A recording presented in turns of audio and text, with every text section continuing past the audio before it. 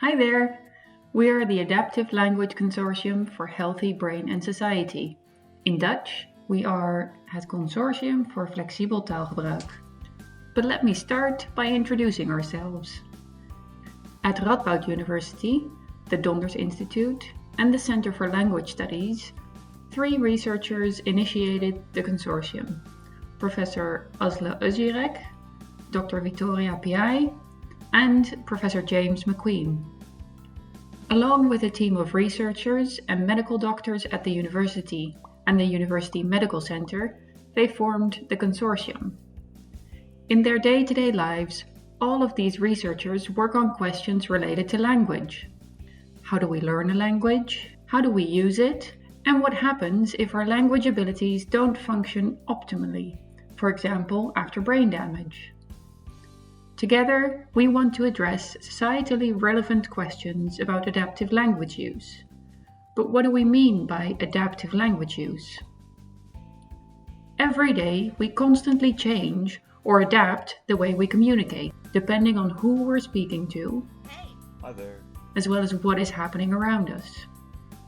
Think, for example, of the way you communicate when you're wearing a face mask, when you're talking to someone on a video call, or when you're trying to have a conversation in a crowded bar.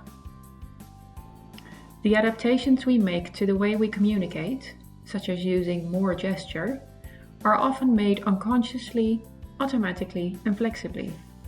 So what makes our communication so adaptive? Our ability to adaptively use language is influenced by a mix of individual factors, such as a person's language abilities and their cognitive flexibility, but also by environmental factors, such as the behavior of the conversation partner, or the availability of technologies such as apps that might support communication. Our consortium aims to understand what combination of which factors might lead to an optimal ability to use language adaptively. Such insights would be particularly useful for understanding the adaptive potential of people who have reduced language abilities, for example as a consequence of brain damage, hearing impairment, but also for immigrants who are not fully proficient in the dominant language of the society they live in. How adaptive is their language use? And what factors, individual or environmental, influence this ability? And perhaps more importantly, can we improve their adaptive potential through intervention, training, or by changing the environment? For example, can we change existing platforms for online communication to make them more accessible for people with aphasia or for people with a hearing impairment? These are the types of questions the consortium aims to address. The ability to use language adaptively is something we rely on throughout our lives.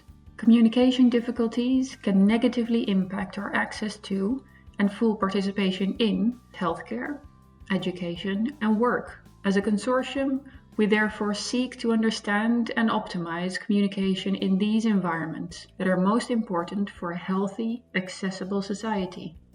To address these complex issues, we are collaborating with external partners such as universities of applied sciences, treatment clinics, patient associations, professional bodies, and technical developers. By bringing together different perspectives and different types of expertise, we will translate fundamental scientific knowledge to practical solutions that have a meaningful societal impact.